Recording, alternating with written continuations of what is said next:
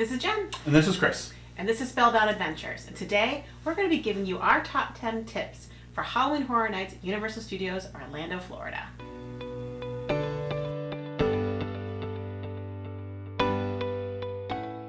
Now, if you're not familiar with Halloween Horror Nights, it's about a 2-month separately ticketed attraction that Universal Studios puts on from September 1st to October 31st.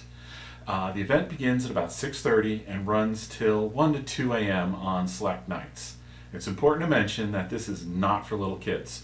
Now, they recommend for 13 and older, but invariably somebody ignores that, and then they end up with a very unhappy, very small child. Yeah. So, in no particular order, let's just sort of jump into our list. Yeah. So, number one is bring earplugs. It's loud. The music is cranked up, there's people screaming, there's people with chainsaws, literally, chasing you around, and everything is just turned up to 11. It's a good time to be had, but without earplugs, your ears will not appreciate it. Now, I personally will sometimes actually just bring tissue paper and shove it right in the ear. Perfect solution. I guess napkins will do at a last minute notice. No. I kept a napkin in my pocket, and there was this old guy who was sitting like a few rows behind us at the Fuel concert last year, and he was very appreciative. So don't knock it; it works. All right. So I think it's really important to understand that HHN is a marathon. It's not a race. And without something for your ears, you will likely be the proud owner of a splitting headache by the end of the night. So if you've got sensitive ears, bring earplugs or something. Now understand that HHN is a marathon, it's not a race. And without something, you're likely going to be the proud owner of a splitting headache by the end of the night. So speaking of marathons, for the tip number 2, make sure you're wearing comfortable shoes. We have clocked in between 30 to 40,000 steps on some of these days going into nights spent at Universal Studios. If you're going multiple nights, bring a couple different pairs of shoes. This is not an event to break in brand new shoes or sneakers, people. Not the event for it. If you're planning on buying new sneakers or shoes for your visit to Universal Studios or for HHN, make sure you spend some time at home breaking them in first. Yeah, it's going to be dark. No one's going to see whether or not your shoes match. Exactly. It's more important to be comfortable. Mm-hmm. So I'm really not sure what magical sorcery happens by switching between shoes, but I bring 2 pairs of shoes with me, and my feet are amazing if I switch on and off. So not sure what goes on there. I'm sure there's some orthopedic guy out there who'll be like, oh, this is the reason. I'm sure it's just magic. So as far as number 3 goes, this one is, its relevance is really dependent on whether or not you're going to try to get everything done in one night.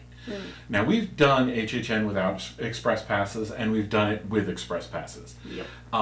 Now, unless you're going on a slow night, it's going to be difficult, if not impossible, to see all of the houses. The last couple of years, the lines have gotten up into the multiple hour range. So, like opening week, first night, even with express passes, you're going to be there all night. Now, the nights that we go, which is usually the 2nd or 3rd week of September, we have managed to get all of the houses done in a few hours, but if you want to see all of your houses and you can only go one night, we strongly recommend that you get express passes. Yeah. So going along with that is tip number 4. There's a lot to see and do, and most of us want to see and do it all. So make sure you pace yourself. We have done, as Chris was talking before, we've done the death race to get all the houses done as quickly as possible. And the end result was that we did get to see all the houses, all 10 of them, but we were tired and cranky by the time the last house came around. Honestly, almost in a daze for myself personally. Like I couldn't even be scared at that point. I was just going I think last year, between doing Stay and Scream and having express passes, we got through all 10 houses by 9 p.m., which is actually really amazing, like, to get that done. But I can say for myself, I was hungry and I was not fun to be around. So we suggest the following method. Do Stay and Scream. So you're going to get there around 3. Get into 2 to 4 houses before everyone else gets into the park. Get yourself some food before the food and drink lines start getting backed up, and then hit some more houses. Make it part of your plan to take a break and just enjoy your surroundings. There's a lot to see. I mean, do a little people and scare zone watching. Personally, I find that enjoyable. Absolutely. Which kind of leads us into tip 5, Stay and Scream. Now, if you have if you do not have a ticket to the park for the day, you're going to want to head over to Universal's website and purchase a stay and screen ticket. It's about $40. And what this does is it allows you to get into the park a few hours before HHN starts. So what's going to happen is there'll be multiple areas where you can queue up for an array of houses. I believe there was 4 areas or 5 areas last year. It's around 4 scare zones. Yeah, so what happens is... stay and screams. Yeah. And what happens is you get unleashed into the houses before people even get let into the park. So the event starts at 6:30. Yeah. And when they let you go is sometime between 5 and 5:45. It really depends on how quickly they get everyone out of the park. Last year we were unleashed into the houses about 5:15, and we were able to get through 4 houses before I think before 6:30. Before 6:30. Yeah, it was crazy. So that allows you to get those houses in, and like Jen was just saying beforehand, after you get those houses done, when everyone's running into the park, go get yourself some food. The spectacle that takes place at the entrance of the park when it opens, though, is something that you would miss if you do stay and scream. They really do this whole event where they've got people up at the gates and they're screaming and they're trying to get everybody hyped up, and then they opens the door and everyone runs in. So if that sounds interesting to you, you may want to skip the stay and scream piece. It's really what you're looking to experience. I would recommend you do it at least once, but it's really up to you. Yeah, whatever your time allows to. All right, so for our next tip, which is tip number 6, don't miss the shows. I do not think they are going to have a lagoon light show this year because they removed all the water jets and lights of the summer. And personally, we actually really enjoyed the lagoon light show. And you almost feel like a kid again, but I loved it. However, they are going to have another Nightmare Fuel show this year. And so also don't forget your ear protection. The show really adds something to the event because, for this reason, English is such a hard language sometimes to say. This is where you might want to go multiple nights to HHN. So if you're on vacation for a week, maybe you want to do 2 nights out of that vacation, or even 5 days, 2 nights. Go to HHN. 1 night getting your houses done, and the other night really enjoying all the shows, scare zones, that kind of stuff. Yeah, and annual pass holders with a Premier Annual Pass, you get a free night. So it's a really interesting opportunity to take in multiple nights, so you can do the houses, the shows, and the scare zones. Yeah. So speaking of the scare zones, you don't want to forget these. This is part of the whole experience. They put almost as much effort into the scare zones as they do into the houses themselves. These are massive productions with lights, actors, music, people with chainsaws. So this year there's 5 major scare zones. You've got Dr.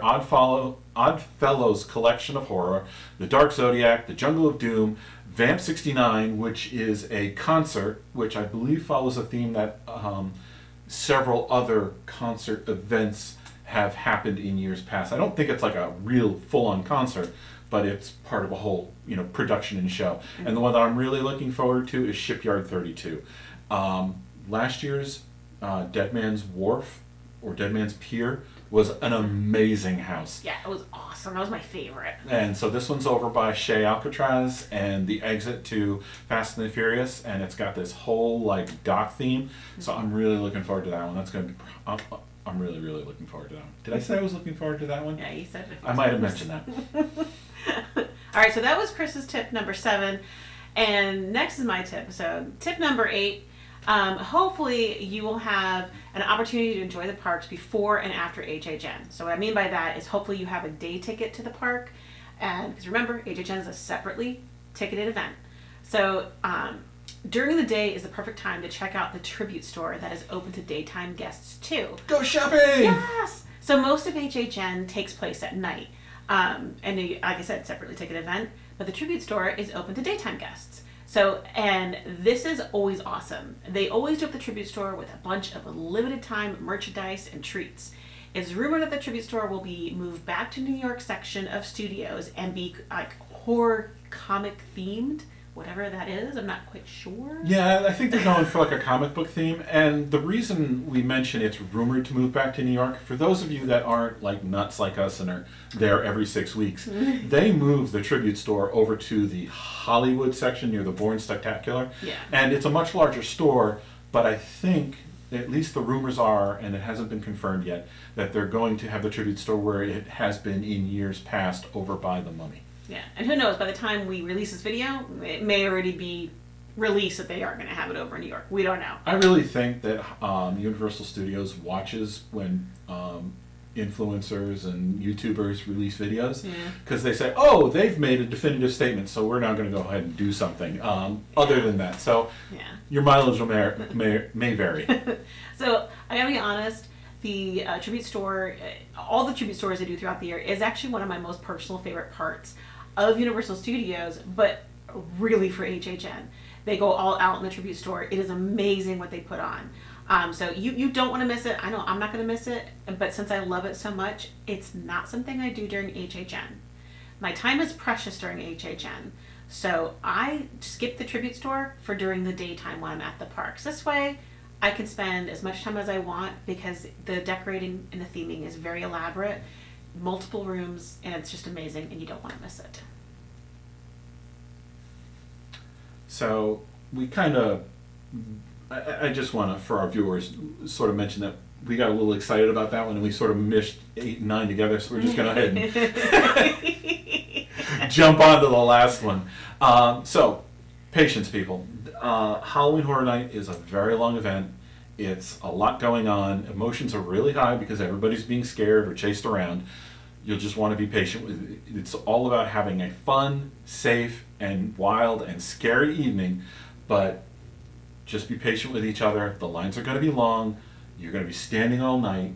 It's worth the wait, we promise. So, if you want to have a successful night, just remember to pack your patience. Yeah, and you know what? You want to just have a plan in place. So if you know there are particular houses that you want to see, even like particular foods that you want to eat, they have the map out on Universal Studios. They'll eventually put the map out online. Make a plan. If you have a plan and you know exactly what you want to experience, you're going to have a great time. If you go in without any type of plan, you kind of leave it for chance. Unless you're going multiple nights, then maybe you don't care. But if you got one night to experience it, make a plan for yourselves. Absolutely. And don't spend 8 a.m. till 2 a.m. in the parks. That's a big mistake. Yeah, there's your bonus tip for the evening. That's a big mistake. We have made the mistake of getting to the park for early park admission, which is 7 a.m., and then running through to the thing. By the end of the night, we don't want to even walk back to the dock to take the boat back to the hotel.